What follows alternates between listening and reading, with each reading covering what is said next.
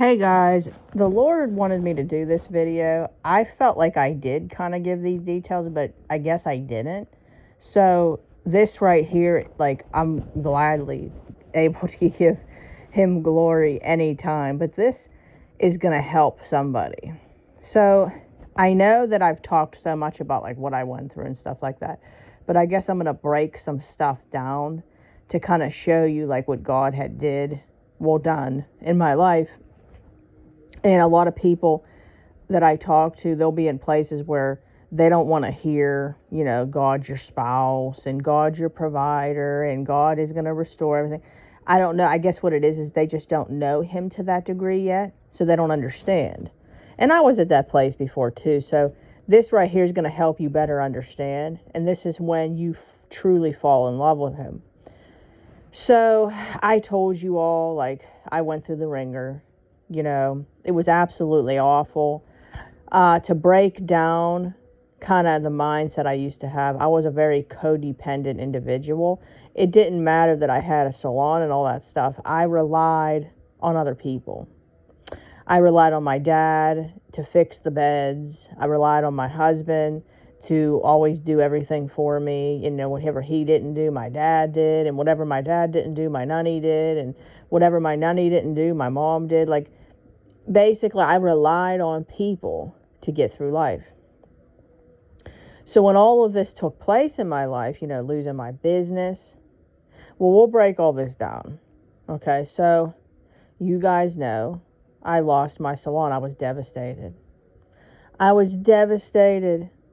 literally loved seeing people every day. It was mine. It was something that I didn't understand. And I had no idea what the future was going to hold, but God wanted me to trust him. So finances were really tight.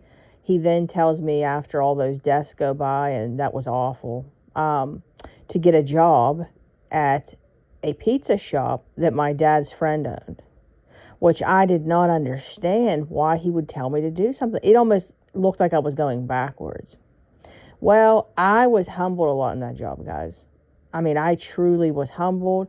I wouldn't be who I am today had I not worked there. It was really part of my development. So I did that.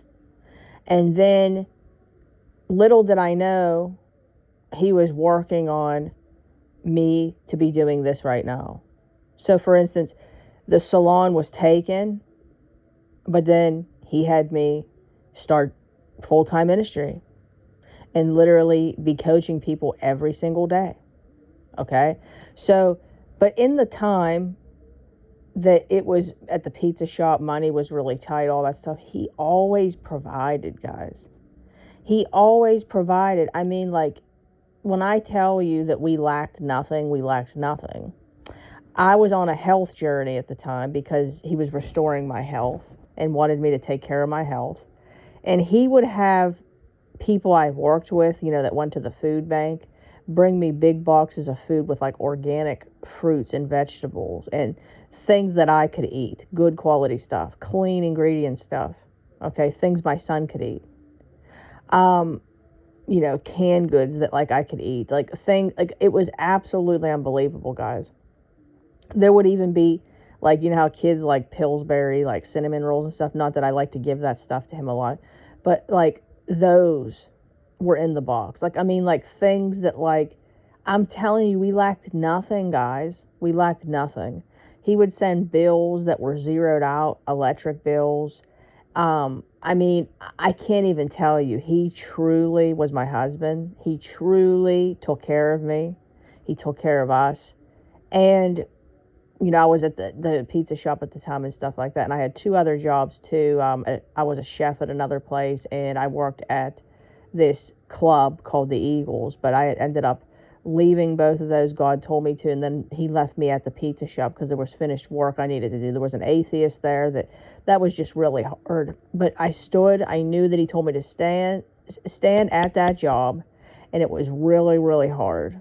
But I pushed through. And then it didn't make sense because it looked like I was going backwards in life. And then, I told you out of the blue, he had me start doing this. So then let's get into the things that were taken, but then restored better. my health was taken for a period of time. And, I didn't realize how I took my health for granted. I didn't realize how I ran myself down, that I felt like crap because I wasn't taking care of myself. I had an eating disorder, all that different stuff. So my health was taken, and I had to stand in that place of humility. I felt like way overweight because of my hormones, like, because common sense, when you have an eating disorder, just a pound of anything makes you like tremble. So I felt awful. My hair was falling out. I had hormonal acne, but little did I know, he was healing me emotionally, physically, spiritually, everything you can imagine. And he was taking care of me little by little, day by day. I was gaining wisdom, knowledge, and little did I know that my health was going to be restored. And not only was my health going to be restored, but I was going to be helping people with their health. And now I no longer have an eating disorder. I love life. I love to actually eat now the right things for my body. I enjoy like thriving in life. I never knew what it was like to thrive. But he took care of me, guys. He did. He took care of me. He gave me the money to be able to buy the proper groceries and the proper supplements. Okay? Because he wanted me to do that. Now let's get into my car. My car was taken. I had a Jeep Cherokee, and it got repossessed. The money wasn't there. And then my husband promised to pay it, and he didn't. This is why I tell all of you guys to definitely learn how to practice accountability and stuff like that. So things like that can be, either fixed or, sown seeds of it. But like, I didn't say anything, and I really should have. But anyway, so my, Jeep got repossessed, and it was a traumatic time, guys. It was traumatic because it wasn't about the car. But I felt like I lost everything at the same time, because this was when I was obviously like everything was gone at the same time, So God sent the most nicest man to, come to repossess the vehicle. Like, he was a really good guy. And when I think about like how some of them can be, like, I've talked to people. I remember my aunt, when it happened to her, it was traumatizing because they don't really care too much. But this guy was sent by God. He hugged me. I was crying. All that's because I was just shook up by everything. So they took the Jeep, and God told me just to trust them. But I wasn't upset over the car. I was upset because it felt like everything was just taken, So, I left it alone, didn't even care anymore. And then in the proper time, he restored that too. Okay, so how he did that, this is an interesting story. So I woke up one day. I went to school with my son, and my cousin and I, we send our kids to the same school. I was, just thinking to myself, like, out of the blue, I got to go home and clean, something along the lines, like nothing major. And she had said, well, why don't I take the kids back to my house and they can eat and play, and I'll bring him back. And she never says that, ever. And I was like, no, don't worry about it. I got to clean and all that different stuff. And then she said, no, let me take them. So then she takes them. I'm on my way home, and I hear a voice say, go to Ford dealership. And I'm like, huh? Because I'm not even going to lie, guys. No offense to you all, but I'm not really a Ford fan. It's not that I don't like Ford. I just wouldn't pick a Ford. So I hear go to Ford dealership. So I thought to myself, well, I don't know about that. I don't want to do that. I'm not going to be able to afford that.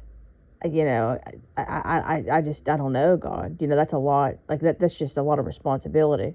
And one of the biggest reasons we don't want to do things like that is because we are uncomfortable and we want to be comfortable. Okay? And that's the thing, we can't. So we have to trust And this is how he wants us to trust him as his provider. So I ended up, well, first I said, if that was really you, I want to see a specific Ford vehicle right now. And I did. Okay. So I did. And I even asked for a certain color. Okay. So I went, and let me just tell you something, guys. The guy that was there was definitely sent from God. And I specifically said, look, I do not need no vehicle, because I really didn't. I was driving an older car that I liked. I was in a good place. I did not need one. So I basically told God I was not going to do that unless all the boxes got checked a certain way. The price was a certain price, all that different stuff. So I went about it and I did it. And guys, I kid you not, everything checked out. And I looked at this sign that was in there, and it went on to say, for you. So I was shook up. I was so shook up because I had no intentions that day on doing any of that. I didn't want it, all the things. So I left that day with a new car. And to anybody that was interested in knowing what it was, so I went from a Jeep Cherokee to a older Toyota Avalon, which I still have and I still love it. But it was between me and my dad. My dad and I picked it out together. But anyways, I went from that, and then God had basically blessed me with a new Ford Bronco. So my point is, guys, I don't even see that. I'm the type of person, I struggle with that too, because material items don't mean nothing to me. They don't mean anything to me, and that's why I don't need to tell anybody anything. I don't need to explain any of that stuff. This is all for God's glory. This is all God's glory. So today I want this to be clear. This video is specifically for God's glory. So what I wanted to basically try to tell you guys, and there's so much more I could go on to say, guys, but I'm giving you the main things that you guys all suffer with. He restored everything. He restored everything full circle. And he was my husband. And he took care of me in every way that you possibly can. And he's going to do the same thing with you. And if you don't feel like he is right now, you got to hold on.